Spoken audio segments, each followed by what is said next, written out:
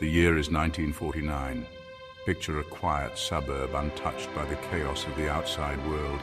Imagine tree-lined streets and children laughing, their carefree spirits filling the air. This was Cottage City, Maryland, a place where everyone knew each other. But a darkness was about to fall upon this peaceful place, a darkness that no one could have anticipated. A darkness that would change the landscape of horror forever, leaving an indelible mark on the town. This is the true story of Roland Doe, a tale that has haunted many for decades. At least that's the name given to protect his identity, a pseudonym shrouded in mystery. He was a typical 14-year-old boy, living an ordinary life.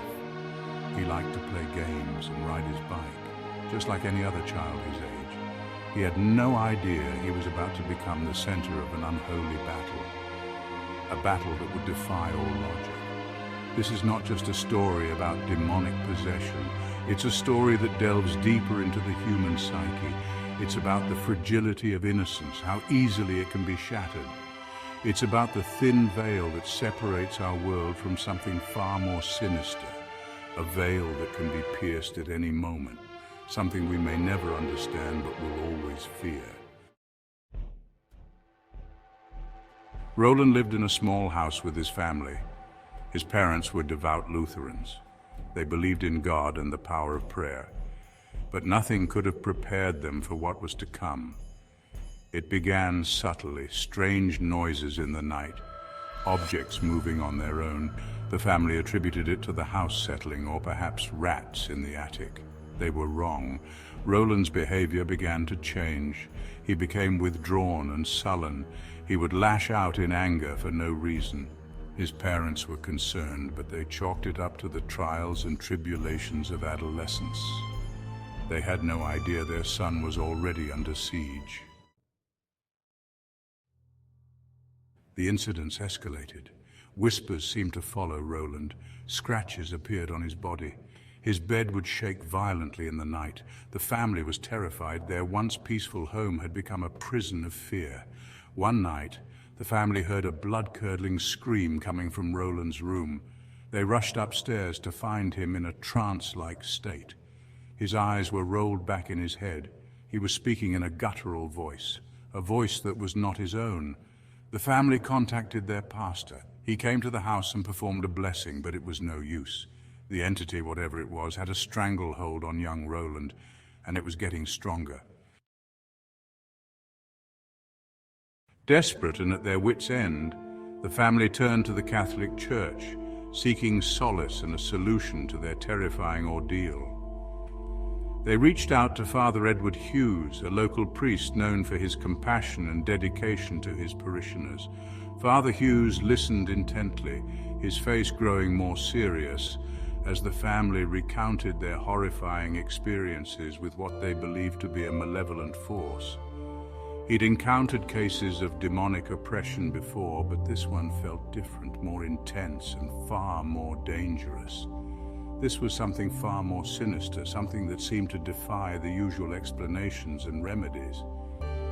With a sense of determination and a heavy heart, Father Hughes agreed to help the family in their time of need. Recognizing the gravity of the situation, he contacted Father Raymond Bishop, an experienced exorcist with a reputation for confronting evil. Together, the two priests prepared to confront the evil that had taken root in young Roland's soul, ready to face whatever challenges lay ahead. The priests arrived at the house, armed with their unwavering faith and the full power of the church, ready to begin the exorcism. They were prepared for a spiritual battle, knowing it would test their strength and resolve. The exorcism was a long and arduous process, filled with moments of intense struggle and prayer. It took place over several weeks, each session more grueling than the last, as the priests fought to free Roland from the grip of the malevolent force. Roland was restrained to prevent him from harming himself or others, his body writhing and contorting in unnatural ways. The air grew thick with the smell of incense and holy water, creating an atmosphere both sacred and foreboding. The priests chanted in Latin, their voices echoing through the house, each word a powerful invocation against the darkness that had taken hold. Section 5. The Devil's Dance. The entity resisted with a ferocity that was both terrifying and relentless. It spoke through Roland, spewing forth obscenities and blasphemies that chilled the very air around them. It boasted of its power and its dominion over the boy, claiming him as its own. The room grew cold, an icy chill that seemed to seep into their bones. Objects flew across the room with tremendous force, crashing into walls and shattering upon impact. Roland contorted in pain, his body twisting in unnatural ways as the priests battled the unseen force with all their might. The entity seemed to revel in the chaos it was causing, feeding off the fear and confusion in the room. It taunted the priests, daring them to challenge its power, mocking their faith and resolve. But the priests refused to back down, their determination unwavering. They were determined to free Roland from the clutches of evil, no matter the cost. The battle raged on, night after night, each confrontation more intense than the last. The priests grew weary, their strength waning, but they refused to give up, driven by a sense of duty and compassion. They knew that Roland's soul hung in the balance and that failure was not an option. Section 6. A Glimmer of Hope.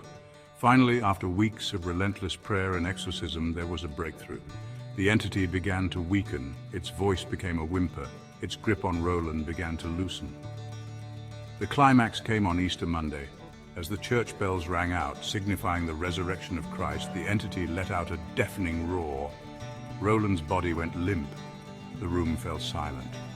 The priests cautiously approached the boy. His eyes flickered open. He looked around, confused and disoriented. The possession was over. Section 7. Legacy of Terror. Roland Doe's story is one of the most well-documented cases of demonic possession in history. It sent shockwaves through the country. It became the inspiration for the terrifying novel and film The Exorcist, released in 1971 and 1973 respectively. The book and the movie terrified audiences worldwide. They brought the horrors of demonic possession into the mainstream. But more than just a horror story, Roland Doe's case is a reminder of the power of faith. It's a testament to the enduring battle between good and evil. It serves as a chilling reminder that there are forces at play in our world that we may never fully understand. Section 8. Unanswered Questions. To this day, questions remain about the true nature of the entity that possessed Roland Doe. Was it truly a demon, or was it something else entirely? Some believe that Roland may have been suffering from a mental illness, but for those who witnessed the events firsthand, there was no doubt that something truly evil had taken hold of the boy. Whatever the truth may be, Roland Doe's story continues to fascinate and terrify us. It's a story that will forever be shrouded in mystery and fear, a chilling reminder that sometimes the darkness is closer than